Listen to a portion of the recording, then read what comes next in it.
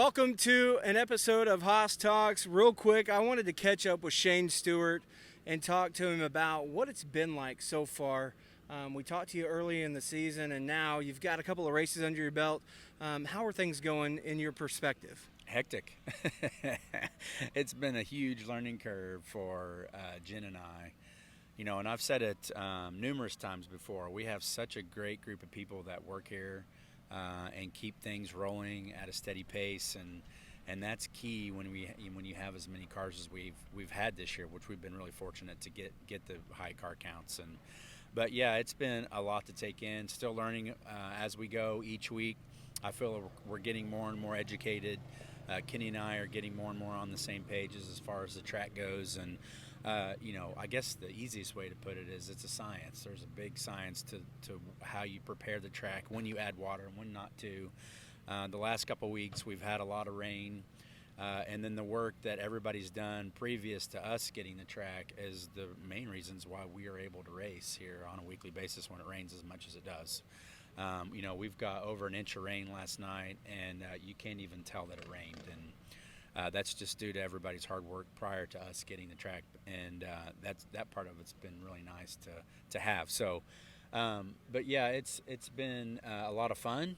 The challenges that we faced have been fun challenges, and like I said, we're still learning as we go, and we look forward to each week, and hopefully here in a couple weeks we're going to know when to do this and when not to do that to the track, but it's been fun. Like you said, we've gotten a lot of rain, and that plays a big role in how the track shapes up for every night. Are there things that you're doing differently as far as, sheep's footing more and packing the track a little bit tighter as rain's coming in? Are you starting to figure that much out at least? We are, yeah, and that's one thing that we did this week versus last week. We didn't really sheep's foot that much last week. This week we sheep's footed a lot.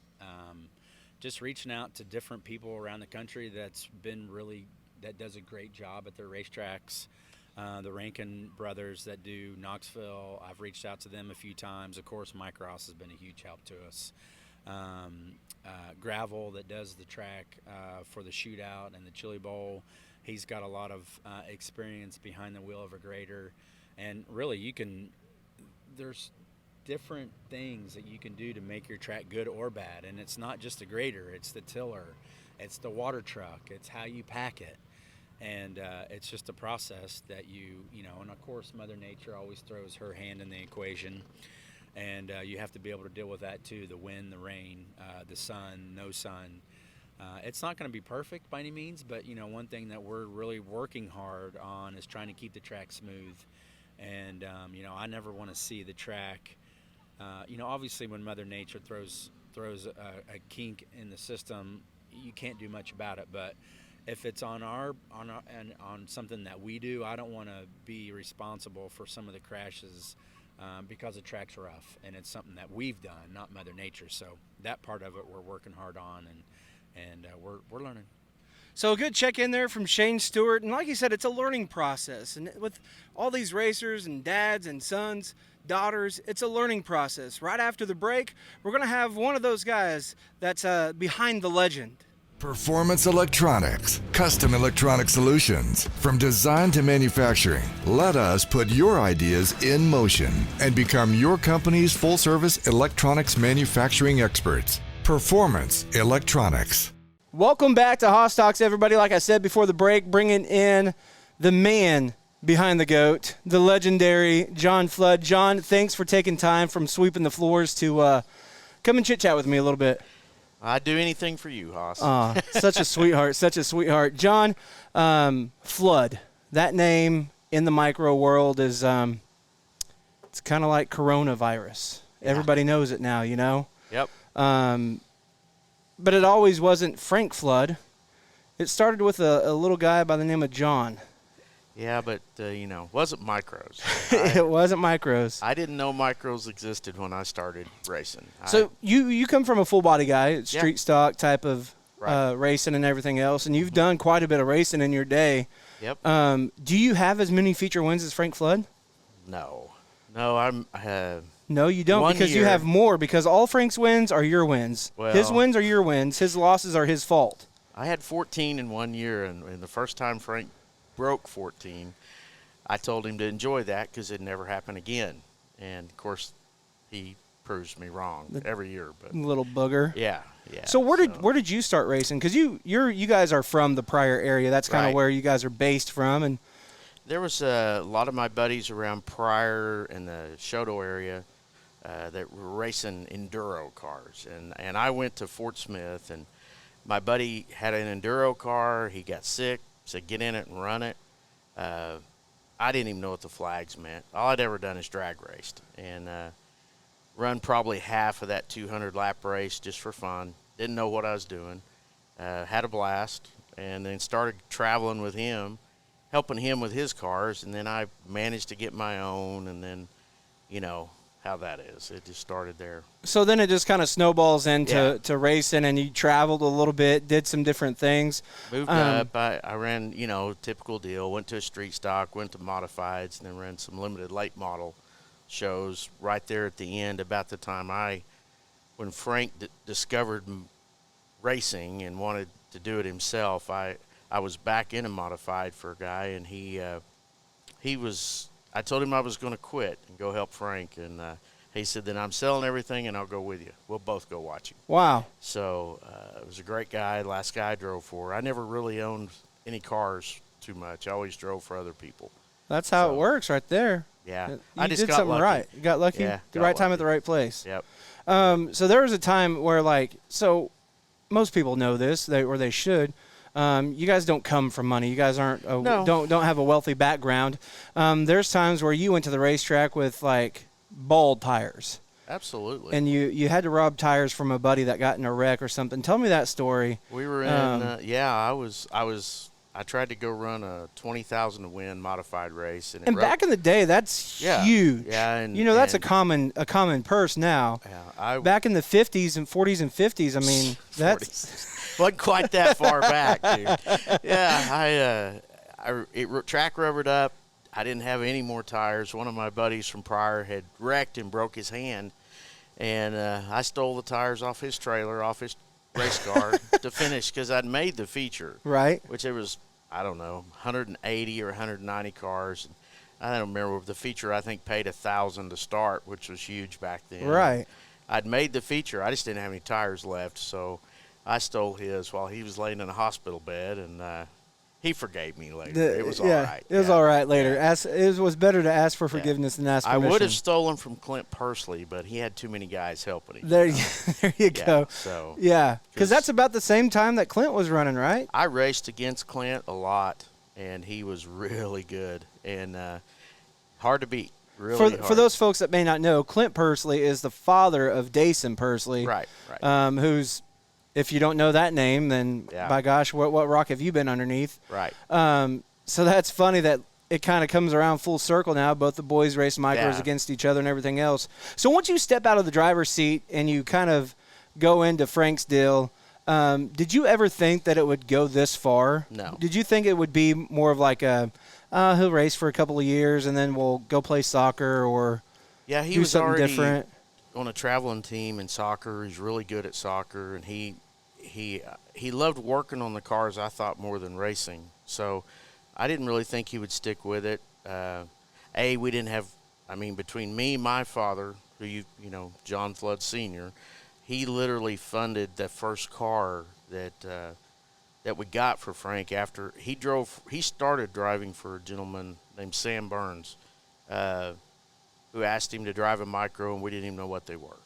And Sam had some family issues and had to get out, and my dad funded our first old micro, and he asked me if we could keep it on the track if he bought it, because that was going to be it, And Yeah. I said, I'll find a way to make sure he's on the racetrack, and that's what we did. We didn't have spares. We didn't have it didn't matter. We had a lot of fun, and Frank was always, by the time he was 14, he didn't want me touching his car. He was always wanting to be the guy to work on it. If it's wrong, it's my fault, he Right. said.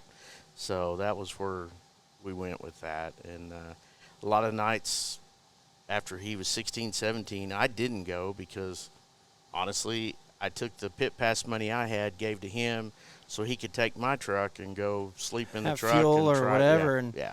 And I mean, Yeah. we've heard in interviews with Frank of him telling stories of having to use pieces of shopping carts Oh, and, yeah. going over to a tiller and bending Yeah. a radius rod back straight. And, That was common for us. You It know, wasn't anything that having to have somebody, a racetrack wanted to pay him a check. And Right. he's like, hey, if you do that, I can't get home. Yeah, that's true facts. I mean, I wish I could have gave him more. I wish I could have put him in good equipment. But looking back, by him not being in good equipment, I felt like he had to learn how to drive, how to keep the car in one piece, how to finish races, and how to make what he had work. And now today, some of the if the car's not right, they just don't know what to do. They Right. don't know how to read the dirt, which is very important. That's the most important thing in racing, is how to read the dirt, knowing where to be on the racetrack, the fastest part. And it helps to have a good handling car, but even the best handling car won't work in the wrong part of the racetrack. And Right. that's just what I always told him. What's the total amount of years that Frank has been racing micros now? Gosh, almost 20. 20 years? Yeah, he's 30. He was about 10 or 11 when he started. Yeah. So, yeah, almost 20. And even in those times where he went and ran the sprint car and he did some other things, he still had micros and doing those things back and forth. And Right. He was still driving for Ross, for Sawyer, when he went to Indiana and run the 410s. And, I went on, after a certain point, I try not to ever miss a race. And that reason being Ray Crawford. Ray Crawford set me down after Donnie Ray, and he said, I don't care what you have to do. Don't regret not going to a race. He said, and I always stuck with me. And the roles have reversed around till I just help Frank. I'm that guy. Everybody, Right. I'm sweeping the floor, putting fuel in. one of the guys back at the shop. I do whatever I need to do to be a part of that. It's a family deal that, when I was broke and everybody would give me a hard time, dude, why, you need to go out with us. No, that money's going for the race car. Right. Why are you doing that? And I said, I know friends that had, that their kids didn't want to be with them on the weekend. The weekend rolled around, they don't want to see mom and dad. Right. And he always wanted me there. And you can't buy that. Not at all. Racing forms that. You see it in all the racing families. They all have a bond, no matter what happens personally, that never goes away. Yeah. You know? Everyone kind of sticks together. Right. And over the years, you guys have won some pretty impressive races together. You've been to some pretty cool places together and done a lot of new things and a lot of cool things together. Right. One of those being now, where you're at now in this, let's call it the career in the life of Frank Flood and John Flood, is this new development deal that he's kind of working on and working with some young talent.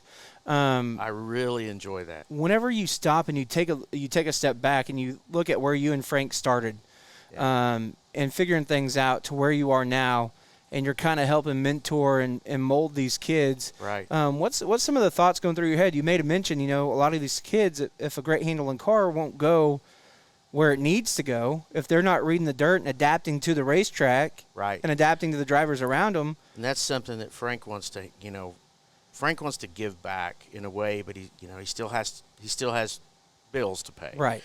But he wants to hand select and to work with young kids that are willing to work.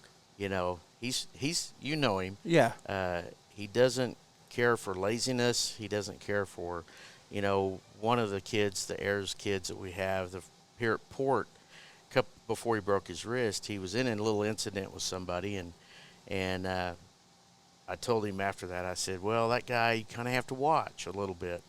And he said, oh, no, that was on me. He said, that was all my fault.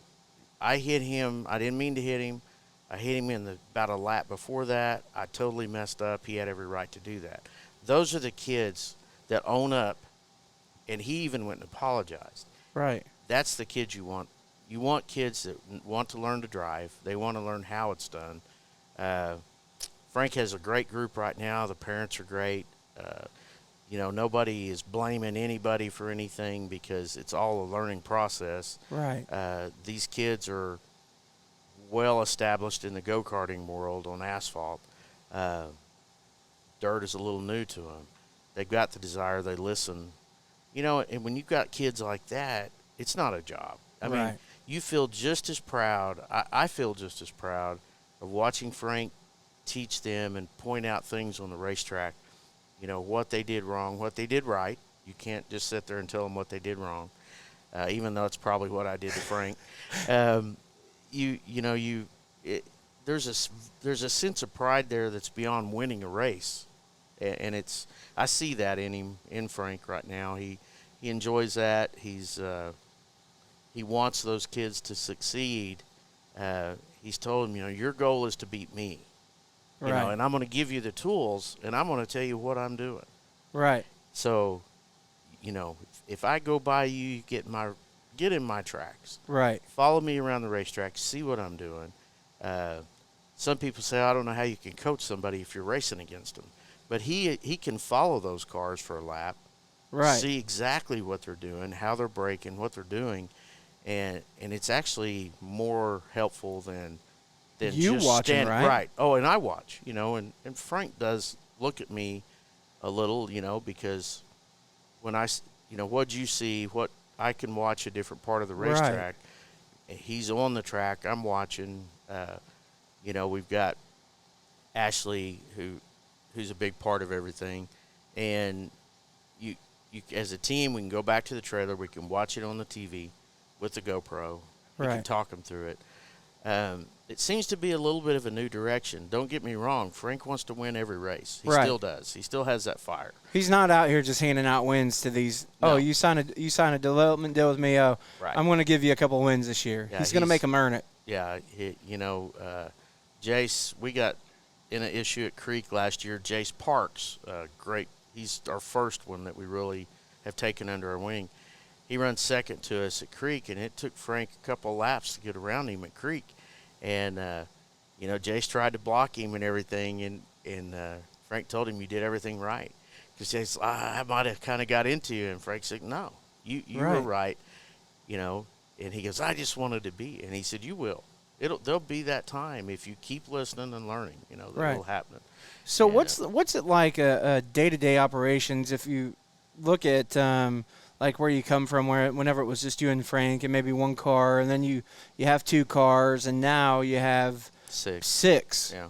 I mean, it's a pretty hectic schedule, and a lot of people may not realize it, but John Flood still has the mundane Monday through Friday. Yes, 5 a.m. to 4 p.m., whatever it is. 6:30 to 4, and then I jump in my truck and I run to the shop, and we continue to work.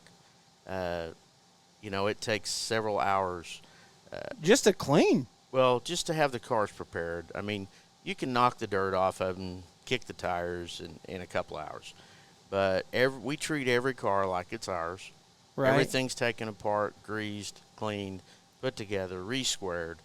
All those things, it almost takes 8 hours solid of knowing what you're doing to maintenance a car for the next race. And when you got 6 of them, well, there's only 5 days. Right. If you're lucky. Yeah. You have a short turnaround and lots of hours. And, there's lots of luckily for Frank, Ashley isn't too hard on him and understands you got to put these hours in. And, of course, my new relationship with Stacy, she's very forgiving of everything I do because she came from a racing background and knows what it's like. So the women behind the scenes are true unsung heroes. They are the heroes. From helping make the coffee in the morning to making sure that you're fed, because there's times where you're like, oh, holy cow, it's 4 o'clock and I haven't eaten lunch. Yeah, no, they're a good woman. That's everything. Yeah, I know that that's everything. So I don't want to say too much, but the appreciation between like what Ashley does as part of the program, she gives up as much of her time as we do, making sure that there's food, water, T-shirts, the lineups on the board, racing order, video order. Did we all have? Kinds. Yeah, I mean, all of that takes about as much time as what it takes to do the cars. Whenever you look back at whenever it was just you and Frank and you guys were, the bare minimum. We have to make we have to make that shock work for this week. Yep. Versus to now where you have relationships built with different vendors and different people that are making parts and doing different things relationship-wise as, hey, I'm going to take care of this for you. Do you find yourself going, wait a minute, I don't have to struggle with this. I can rely on some of our partners to kind of help us. And over the years, the amount of support and partners that you guys have built up is kind of outstanding whenever you really think about it. And how long, the longevity of these people like Russell Schwartz and Brady at Metric and Tim Engler and, the people like that have helped you along the way. I don't know. I may be wrong, but I don't know that we've ever lost a partner. Like, now, obviously, there's been changes. Right. Say when Frank left Sawyer's, went with the, other program with Driven Midwest with D1s, we lost a few things there. But, however, we didn't burn bridges. Right. Mike Ross, those kids of his are still my kids. Right. Kaylee, I spent hours with Kaylee. We come to practice and, Jake, all those, I don't lose those, knock on wood. Those relationships are all still good. Jimbo, Sherry at Factor One, some of the best people out there. I just, if you're straight up and they realize what your goal is, most people will work with you and go, you know what, we can't do that for you. Jimbo and Sherry, when all that first went down to the Sawyer program, Jimbo said, we just can't do that. We got Kevin, we got the pieces of the puzzle just don't match up at that time. And that's fine. But you said it best, is that these kids are still your kids. You treat everybody, even me, like we're just one of the kids, Yeah. You're always there for a piece of advice. You're always there to lend a helping hand, whether people realize it or not. You guys just aren't a secluded. Oh, we're floods. We don't ever want to Sawyer's be that way. or Factor. No, I told Frank if he ever got too much of an ego, I don't care how old he was, I'd shut him down. You can't. You got to be thankful for everything that's given to you. And whenever we didn't have anything, guys helped us. I mean, guys be like, hey, I just took this tire off. You want it, take it. Right. That was huge. That to us, that was huge. So we don't want to forget that there's guys in the pits that maybe we've got a part that, we're going to 20,000 to win. Right. That would be silly for us to run this tire. You give it to somebody or you sell it to them dirt cheap or however they feel comfortable with. Right. To help them. I love the sport. It's a hobby sport. It's an expensive sport, but it's still a hobby sport. And Frank has told me that countless times, It's a hobby sport that a lot of people make a living at. But you got to remember at any time the flow of micro drivers could stop. Mm-hmm. If the track bashing or people bashing or got out of hand, they would just go, well, I'll go to the movies. Yeah. I don't have to do this. Right. And so you don't want those people to do that. You got to watch. Even me, and I'm horrible. I have a huge temper. Frank will attest to that. I have a horrible temper, but I try to always remember, that things happen, and it may not go your way. And I'm bringing up Ray again, but Ray Crawford was one of my guys that I went to talk to, and we were struggling one night, and Ray kind of poked me, and he goes, hey, you know how to stop that? And I said, no. I mean, tell me. We've had 3 weeks of bad luck. He said, stay home. And it hit me. Okay, I get it, Ray. He's like, just stay home then. Which is worse? You have a bad night or you don't get to race. Period. Well, I'll take the bad night. You know, absolutely. It'll switch. It'll turn around. It always has. So as a race dad, as a crew chief, as a tops up here bud, as a whatever you want to call yourself, whatever job title, you wear many hats. You've been to a lot of different racetracks throughout the years. Oh, yes. Port City Raceway has always kind of been home. Yeah.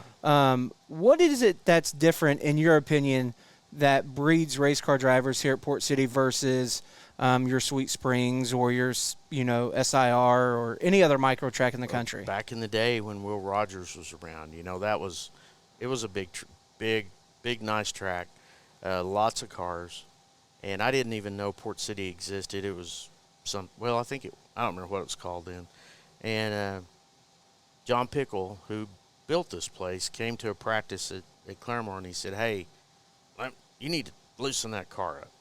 And I was pretty good at setups and modifieds and late models, and I just looked at him and I loosened the car up, and Frank got faster.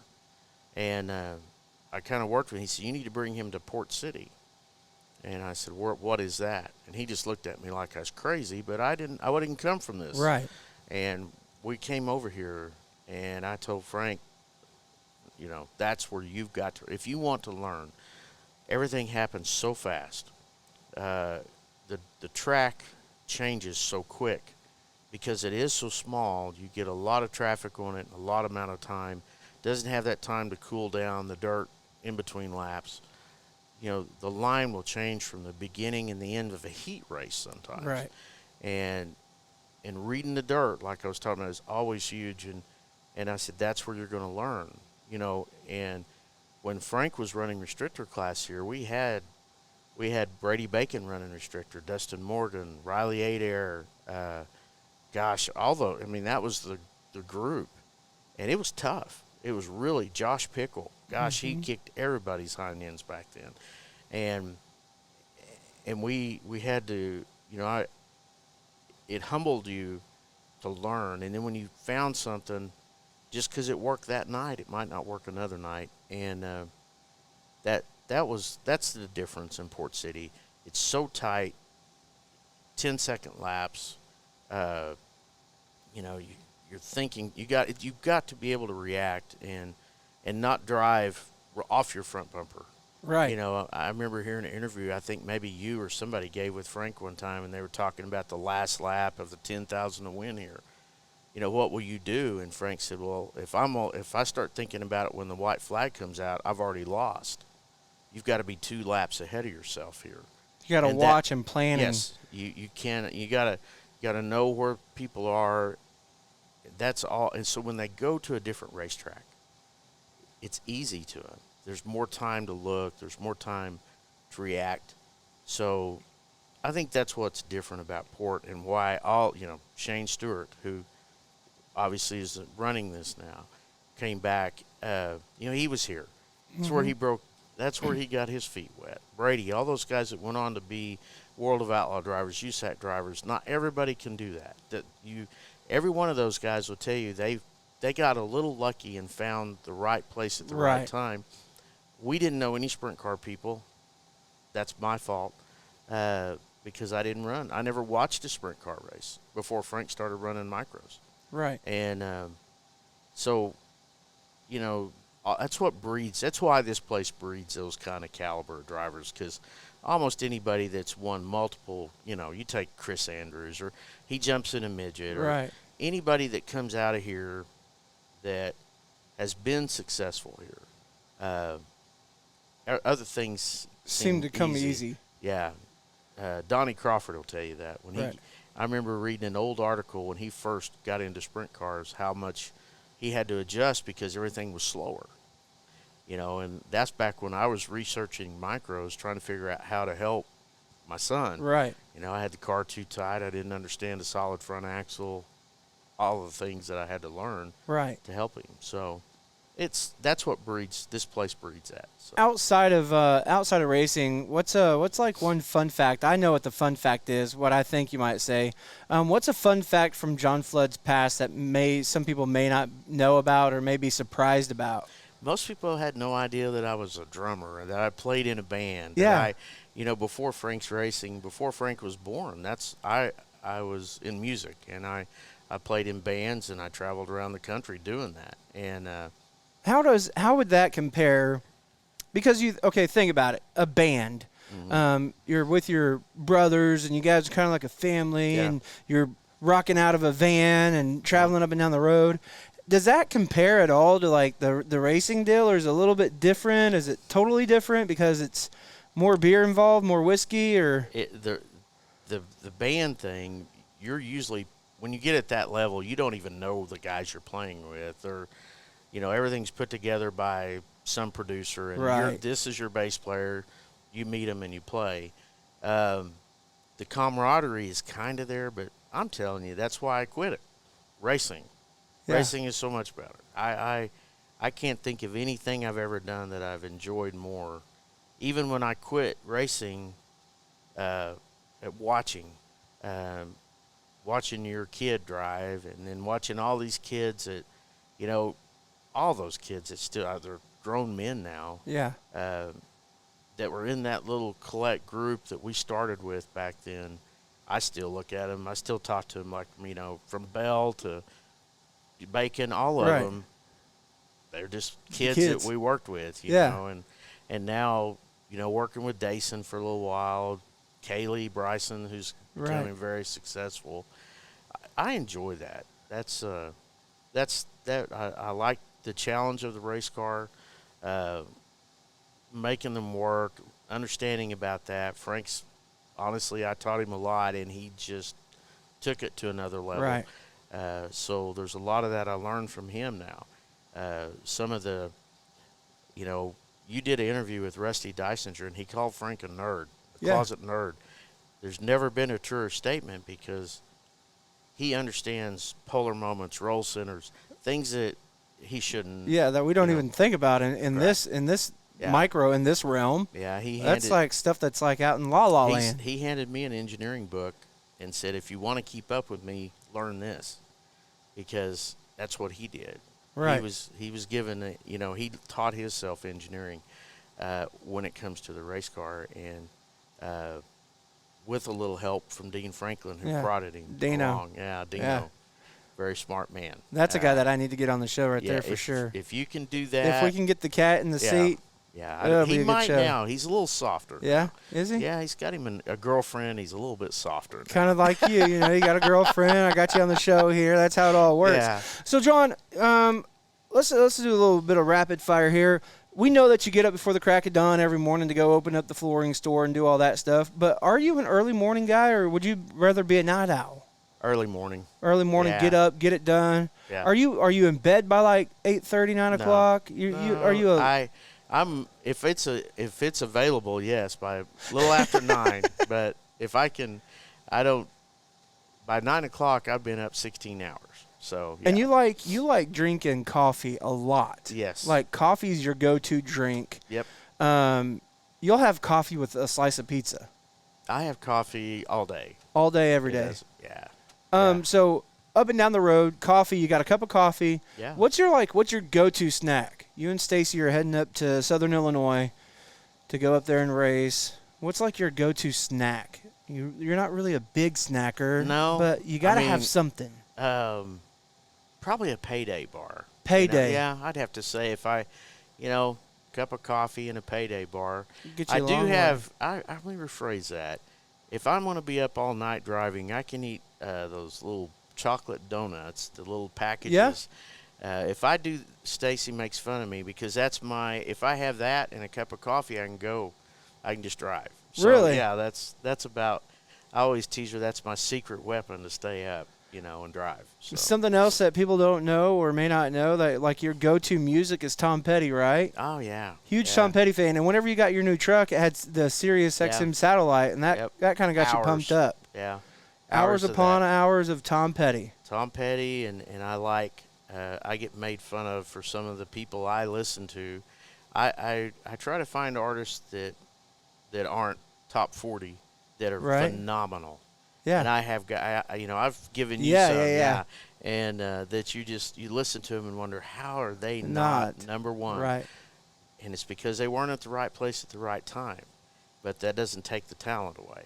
And, I enjoy that kind of thing. So do you prefer winged over non-wing? I don't have a preference there. Yeah. I sometimes think the non-wing racing is maybe a little more exciting in the 410 cars. Right. Now in micros, Either way. I Either don't way? care. Yeah. Are you a big track guy, or you like the tight bull rings? I like the tight bull rings. Get it on. Yeah. Elbows Yeah. up. Yep. Are you like a long race guy? Are you looking at like 30 to 40 laps features, or are you fine with a 20 lap feature? I'm okay with 20, but I prefer the long races. Back in the day, I mean, a 50 lap race, that makes your race car take a huge transition. The track takes a huge transition. I like that challenge. Yeah, So, of being able to set up for the long run, Right. Set up figuring for it the- out. Yeah, absolutely. If you had to leave people with one piece of advice or one saying, what would you leave people with? Like your closing statement in this little interview. Do what you say you're going to do. Do what you say you're going to do. Absolutely. In life, if you're a little kid and you tell your mother you're going to take the trash out, do it. Yeah. Life's simple. As you grow up and you hold that, if I tell you, hey, bud, I'll be over, I'm going to take care of some stuff on your house, and you don't do it, you're going to be disappointed. You will never disappoint anybody in life if you do what you say you're going to do. It's that simple to me. It's as easy as that, fans. Right here on Haas Talks, you heard it. Do what you say you're going to do. And, hey, come to the races. We'll see you soon. There you go. About the top